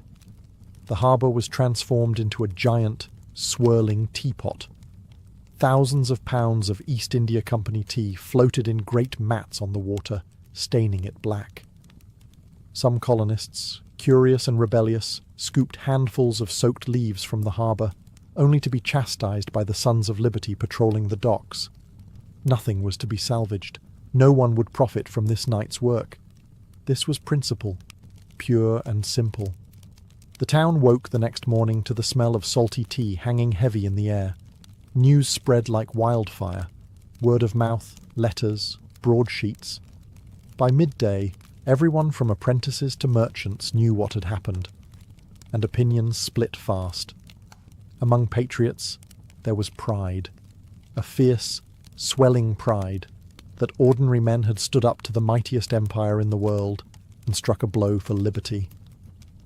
Among loyalists and moderates, there was horror. To them, the destruction of property was reckless, dangerous. Had the colonies crossed a line they couldn't walk back from? Governor Thomas Hutchinson raged in his mansion, furious not only at the destruction but at the message it sent. If the king's authority could be defied so brazenly in Boston, where else might rebellion spark? British officials were stunned.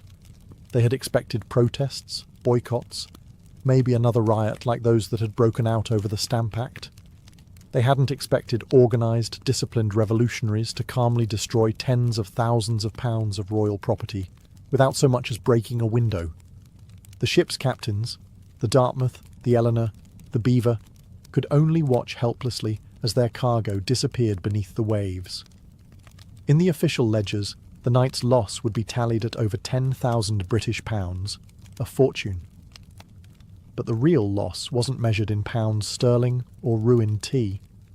It was measured in trust, in loyalty, in the fragile illusion that Britain still ruled her colonies with consent.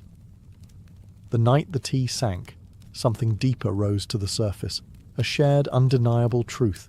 The age of peaceful protest was ending, a reckoning was coming, and Boston was ready. When word of the Boston Tea Party crossed the Atlantic and reached London, the reaction was swift and furious. To British officials, it was not simply a protest, it was rebellion, an open, mocking challenge to royal authority that could not be ignored. King George III, upon hearing the news, was said to have grown cold with anger. Parliament, already frustrated by years of colonial disobedience, exploded in outrage. They demanded punishment, not just for the city of Boston, but as a warning to all the American colonies. The result was a series of laws so harsh they were quickly nicknamed the Intolerable Acts in America. The first blow came swiftly, the Boston Port Act. In one brutal stroke, Parliament ordered the closure of Boston's bustling harbour, the economic lifeline of the city, until the destroyed tea was paid for and order restored. Ships could no longer enter or leave. Trade vanished. Goods and supplies dried up. Boston, once vibrant and noisy, grew quiet, its docks eerily still. But the punishment didn't stop there. The Massachusetts Government Act stripped the colony of its self-governing rights, placing it firmly under the king's appointed officials. The Administration of Justice Act allowed royal officials accused of crimes to be tried back in Britain, a clear message that British authorities were untouchable. And to make sure the colonies knew force was an option, British soldiers were quartered throughout Boston, living among the very citizens they were meant to subdue. The message was clear. Rebellion would be crushed. Liberty was a luxury the Crown would no longer tolerate. But Parliament's heavy hand had an unintended effect. Instead of frightening the other colonies into submission, it outraged them. News of Boston's suffering, of its port closed, its people starving under martial law, stirred deep sympathy and righteous anger throughout America. Wagon loads of food and supplies poured into Boston from neighboring colonies. Letters of support, pledges of unity, and secret meetings began to weave the once fragmented colonies closer together. What had once been a Massachusetts problem was rapidly becoming an American one. In punishing Boston, Britain had hoped to make an example of them. Instead, they made Boston a symbol, a rallying cry for resistance. The flames of revolution, once flickering in isolated pockets, now began to blaze from colony to colony. And there would be no easy extinguishing them. The punishment of Boston sent shockwaves far beyond the rocky shores of Massachusetts. Across the 13 colonies, outrage turned into something far more dangerous for Britain: unity. For years, the colonies had acted like distant cousins, bickering and competing, separated by geography, religion, and trade rivalries. But when Parliament slammed Boston's harbour shut and stripped Massachusetts of its self-governance, Americans across the continent realized if it could happen to Boston, it could happen to anyone. From Virginia to Pennsylvania, South Carolina to New Hampshire, the response was swift. Colonists sent wagons full of food, supplies, and letters of solidarity to the suffering people of Boston. Town meetings buzzed with anger. Newspaper printers worked day and night to spread the news. The fight was no longer Boston's alone. It was everyone's. And so, in September 1774, something unprecedented happened. The First Continental Congress convened in Philadelphia. For the first time, representatives from 12 of the 13 colonies gathered under one roof to discuss a unified response. Men like George Washington, Patrick Henry, John Adams, and Samuel Adams, once merely regional figures, now stood together as architects of a movement that was growing larger by the day. Their goal, at least officially, was not yet full independence. Most still hoped for reconciliation, for a return to the old relationship of mutual respect under the British Crown. But beneath the polite debates and carefully worded petitions, a deeper understanding was taking root. The colonies could no longer afford to stand separately. At the Congress, they agreed to a sweeping boycott of British goods. They pledged mutual support in the face of further British aggression, and they made it clear any attack on one colony would be considered an attack on all. In taverns and meeting houses across the continent, ordinary people began using words that had once been whispered only in private: unity, resistance, liberty. In bringing the hammer down on Boston, Britain had imagined it would crush rebellion. Instead, it had welded the colonies together into something far more dangerous, a people who, despite their differences, were beginning to think of themselves not as scattered provinces, but as Americans. The winds of revolution were no longer just stirring. They were gathering into a storm, and it was too late for Britain to stop it. The night the tea sank into Boston Harbour, it wasn't just crates that were destroyed. It was the illusion that the American colonies could remain loyal subjects forever. The Boston Tea Party lit a spark that no king, no army, no distant parliament could ever snuff out. In the months that followed, that spark caught fire across the colonies. What had once been protests, boycotts, and polite petitions hardened into open resistance.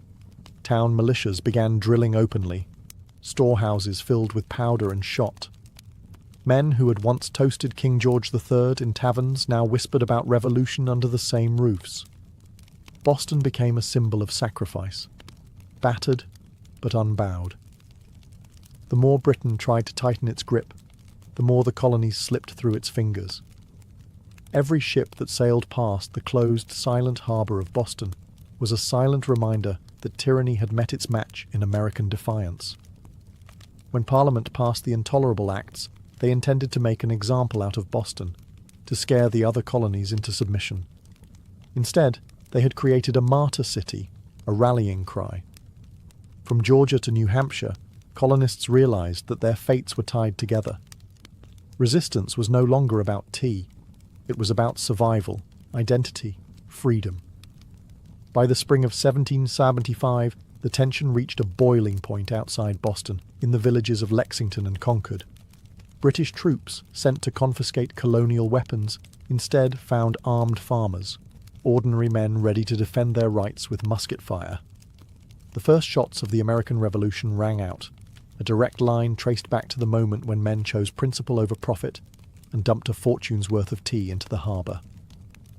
The Boston Tea Party showed the world that revolution doesn't always announce itself with trumpets and banners. Sometimes it starts quietly, with a small group of determined people standing in the cold, choosing defiance over fear. In dumping the tea, the colonists weren't just rejecting a tax. They were rejecting an empire. And though the road ahead would be bloody, bitter, and uncertain, one thing had become clear that night in Boston Harbour. The American colonies were no longer loyal subjects. They were something new, something dangerous. They were revolutionaries. And they were just getting started. All before the towering pyramids of Giza, before Mesopotamian cities buzzed with life, before Stonehenge stood against the sky, there was Corral. Hidden away in the dry valleys of coastal Peru, Corral rose in silent majesty nearly 5,000 years ago, then faded into near-complete oblivion, swallowed by sands and forgotten by history. For centuries, the world did not even know it existed. The Super Valley, where Corral once thrived, seems at first glance an unlikely place for civilization to bloom. The landscape is parched, barren, the river little more than a thin silver thread winding through rocks and dust. To most eyes it looked inhospitable, a place abandoned by life. Yet it was here, amid the desolation, that one of humanity's earliest great cities took shape. Corral wasn't just a collection of scattered huts or a temporary trading post. It was a planned city, sprawling over 150 acres, filled with pyramids, plazas, residential quarters, and ceremonial spaces. It had scale, purpose, and vision, a complex society blossoming centuries before the Egyptians began stacking stones into pyramids of their own. The people of Corral achieved this without the wheel, without written language, without metal tools. They built massive structures from stone and earth with nothing but ingenuity, communal effort, and the raw power of human will. Yet for thousands of years, Corral's existence remained a secret. Even when travellers stumbled across the strange, weathered mounds scattered across the valley, they mistook them for natural formations, mere hills sculpted by the desert winds. No one imagined that beneath the sand lay one of the oldest cities in the world, predating even the civilizations that history books had crowned as the firsts. It wasn't until the late 20th century that archaeologists, led by Ruth Shady, uncovered the truth. What they found buried in the dust of time would rewrite the story of the Americas and force the world to reconsider what it thought it knew about the birth of civilization itself. Corral had risen, flourished, and fallen in total anonymity. Now, after millennia of silence, its stones are speaking again, whispering of a peaceful, intelligent people who built a world of complexity and wonder in a land where life itself seemed impossible. And this was only the beginning of their story. At first glance, the Supi Valley looks like a place where life should struggle to exist. Harsh winds sweep across endless stretches of sand and stone. The sun beats down mercilessly, drying out the earth, baking the landscape into cracked, brittle sheets. Water is scarce, the river a meandering thread fighting for survival. To the untrained eye, it is a wasteland, barren, empty, forgotten by the gods. But the people of Corral saw something different. They did not see a desert to be feared. They saw a canvas to be shaped. They recognized the river, however modest, as the lifeblood of possibility. And so, with patience, ingenuity, and sheer determination, They turned this unforgiving place into a thriving oasis of life and culture. Their first victory was agriculture. They learned to tame the river's seasonal floods, building simple but brilliant irrigation systems that channeled water across the valley floor. Where others saw sand and dust, they coaxed green shoots of hope: cotton, beans, squash, guava, sweet potatoes. Cotton, in particular, became their treasure. It was spun into fishing nets and textiles, fueling trade with coastal villages and creating bonds that stretched far beyond their desert home. But growing crops was only part of their mastery. The people of Corral understood that survival in the desert required balance. They worked with nature, not against it. They built their homes and plazas from stone and earth, designed to withstand both scorching heat and the rare, punishing rains that occasionally swept through the valley. They studied the stars and seasons, planning their harvests with the precision of master astronomers. Trade became the veins and arteries of Corral's economy. Dried fish, cotton, fruits, and handmade goods flowed up and down the coast. In exchange, Corral received exotic goods: colourful shells from the Pacific, rare stones from the Andes, ideas from distant peoples. They were not isolated, they were connected. In a land where survival seemed impossible, Corral thrived through intelligence, innovation, and community. They didn't conquer the desert with brute force. They partnered with it, learning its rhythms, respecting its power, building a society that was not just functional, it was extraordinary. Against the odds, Corral blossomed into a beacon of civilization. And it was only beginning to rise. Rising out of the desert like ancient guardians, the pyramids of Corral defy everything we thought we knew about early civilization in the Americas. These were not small, crude structures built by primitive hands. They were massive, deliberate works of architecture, created by a people with vision, organization, and ambition. The centerpiece of the city was the Pyramid Mare, the largest of Corral's monumental structures. It stretched more than 450 feet in length and towered nearly 60 feet above the desert floor, a feat of engineering on par with the early wonders of the ancient world. Built from stone, mud, and woven reed bags filled with rocks, the pyramid was designed not just to endure the harsh climate, but to withstand the punishing earthquakes that occasionally rattled the region. And endure it did, standing silent against wind and time for nearly 5 millennia.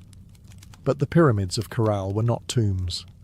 Unlike the massive burial complexes of Egypt, Corral's pyramids served a different purpose.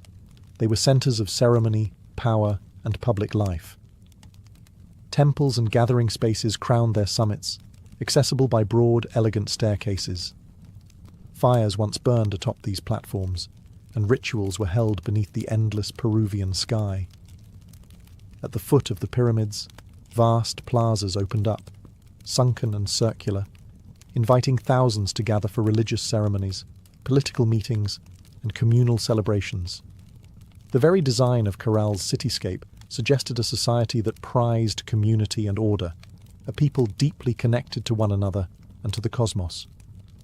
Around the pyramids, smaller residential complexes fanned out, likely home to priests, administrators, artisans, and farmers. The pyramids themselves seem to have been strategically placed, aligned with celestial events, sunrises, solstices, the cycles of the stars. To the people of Corral, architecture wasn't just practical, it was spiritual, mathematical, cosmic. Walking among the weathered stones today, it's almost impossible not to feel a strange sense of awe. These structures were raised without metal tools, without the wheel, without beasts of burden. Yet they rose with symmetry, scale, and staggering precision.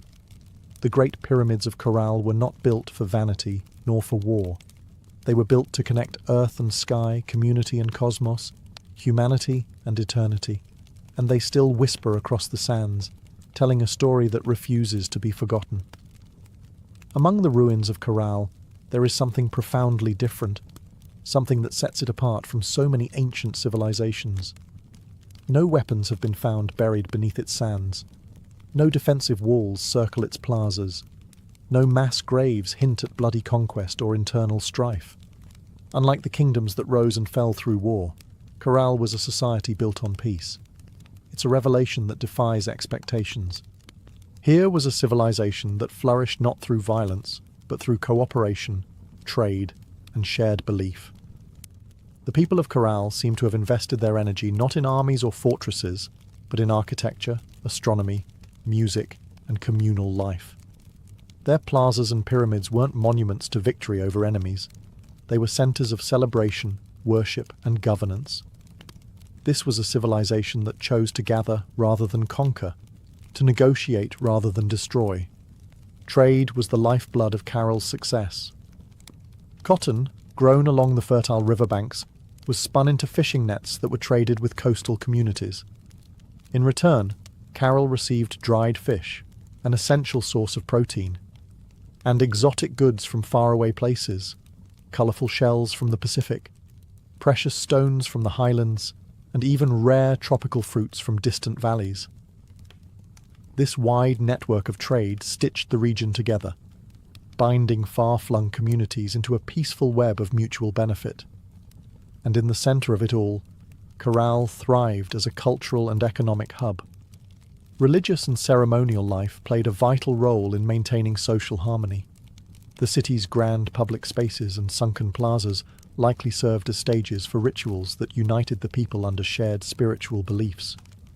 Music filled these gatherings, flutes carved from condor bones, drums made from deer hides, creating soundscapes that echoed across the desert, tying individual lives to something greater. Leadership, too, appeared to rely less on military strength and more on spiritual authority and civic organization. The city's leaders must have coordinated massive construction projects, seasonal agricultural cycles, and complex trade agreements, all without leaving behind the brutal scars of war. In an ancient world so often defined by conflict, Corral stands as a shining exception, a reminder that civilization does not have to rise on the broken backs of the conquered. It can instead be built by the quiet power of collaboration, creativity, and trust. At Corral, the stones still seem to hum with echoes of a world long gone. It was not just a city of buildings and trade. It was a city alive with sound, ceremony, and spiritual rhythm. Music and ritual were woven into the very heartbeat of Corral's civilization. Archaeologists, digging carefully through the dry sands, uncovered a treasure trove of ancient instruments, flutes crafted from the bones of condors and pelicans, whistles fashioned from deer antlers, small drums stretched with animal hides. These artifacts were not simple toys. They were crafted with care, tuned to specific notes, designed to carry sound across the wide open plazas of the city. In a world without written language, music spoke the language of the soul. Imagine it, the low thrum of drums rising at dusk, flutes keening like the desert wind, feet stamping on the sunken plazas as hundreds gathered under the fading light. Fires would crackle atop the pyramid platforms. Priests, dressed in intricate woven garments, would chant to the gods of the river, the earth, the stars. In those moments, Corral was not just a city, it was a symphony. The layout of Corral itself suggests that ritual life was at its core. The grand plazas were not mere open spaces. They were stages for communal ceremonies, carefully designed to draw people together. The sunken circular courts acted like ancient amphitheatres, focusing sound and sight onto the rituals performed at their centres. And above them all, the pyramids loomed. Not as tombs, but as sacred mountains built by human hands, linking the earth to the heavens. Rituals likely marked the turning of the seasons, the cycles of planting and harvest, the movements of the stars. Music was not just entertainment. It was a bridge between people, between nature and the divine, between the known and the mysteries beyond. No violent murals, no terrifying gods of war, no bloodthirsty sacrifices. In Corral, the spiritual world seems to have been one of harmony, celebration, and reverence. Even today, when the desert wind whistles through the ruins, you can almost hear it. The faint strains of ancient music, the forgotten songs of a people who found beauty, meaning and connection in the heart of the harsh, endless sands. Carol wasn't just a place of music, trade and ritual. It was a marvel of engineering, a testament to human ingenuity in one of the harshest landscapes on Earth. Without metal tools, without the wheel, without draft animals, the people of Corral shaped a city of stone and earth that has endured nearly 5,000 years. Their achievements were astonishing. Massive pyramids rose from the desert floor, constructed not with small, fragile bricks, but with enormous stones carried across the dry valley. Workers transported rocks using reed bags, ingenious baskets strong enough to bear heavy loads, woven from the very plants that grew along the riverbanks. Layer upon layer, they built with care, stacking stone and filling the interiors with rubble to create structures that could withstand not only time, but nature's fury. And they understood nature well. Corral lies in a region prone to violent earthquakes, yet their pyramids and plazas survived largely intact. How? By mastering earthquake-resistant architecture.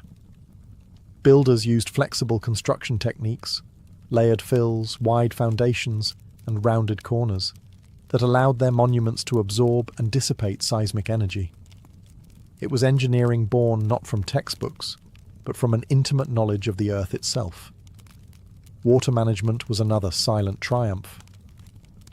Despite living in a desert, the people of Corral developed sophisticated irrigation systems.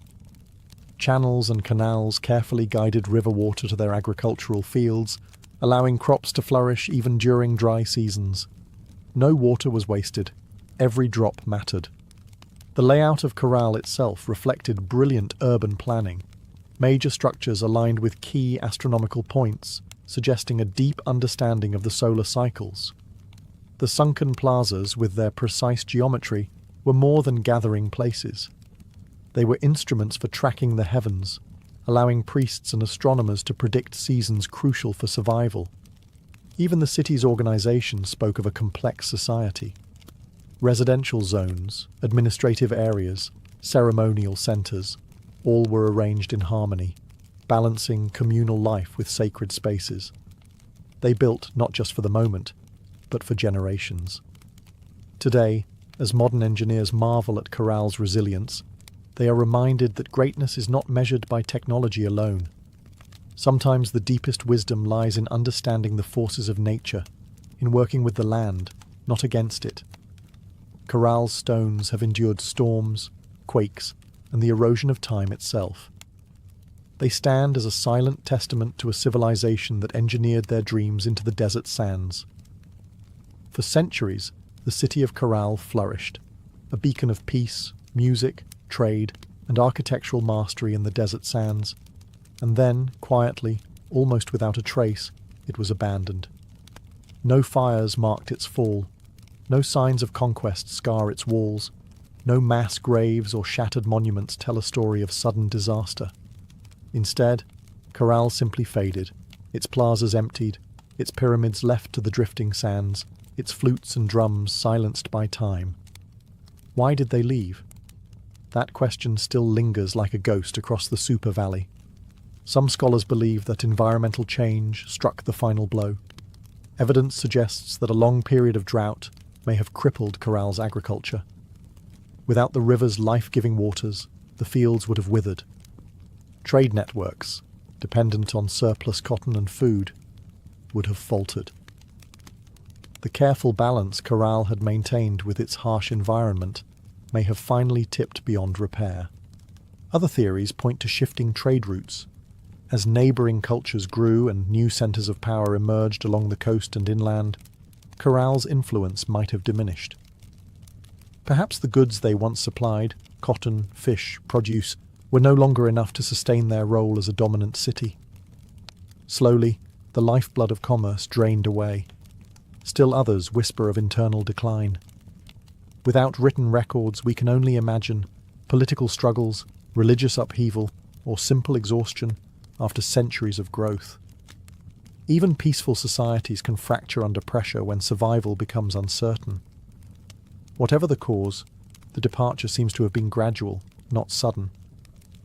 Families likely drifted away one by one, seeking more fertile valleys, stronger rivers, new beginnings.